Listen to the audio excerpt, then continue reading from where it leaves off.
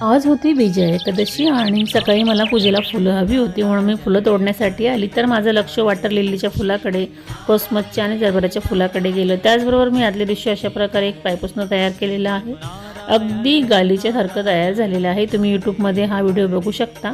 त्याचबरोबर तुळशीची आज अदलाबदल करायची होती आणि तुळशीच्या फांद्या सुकवून ठेवलेल्या आहेत, बऱ्याचशा सुकलेल्या।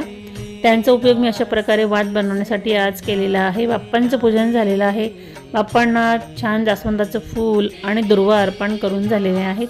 त्याचबरोबर विठ्ठल रुक्माई यांचं पूजनाला सुरुवात केली आणि अगदी मनापासून पूजा करत असताना खूप भारी वाटत होतं।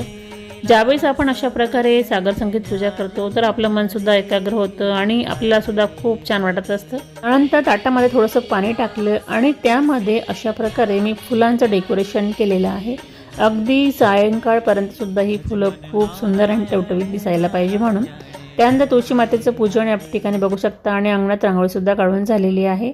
तर बघा मी अशा प्रकारे 2 कुंड्या तयार केलेल्या आहेत, तर त्या आलटून पलटून तुळशी वृंदावनामध्ये ठेवत असते, कारण सूर्यप्रकाशाचा अभाव कमी असल्यामुळे ह्या गोष्टी करत असते।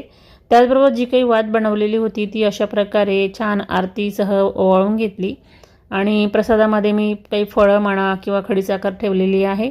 अशा प्रकारे आजचा माझा हा दिवस गेलेला आहे आणि सायंकाळच्या वेळेस थोडंफार फिरायला गेली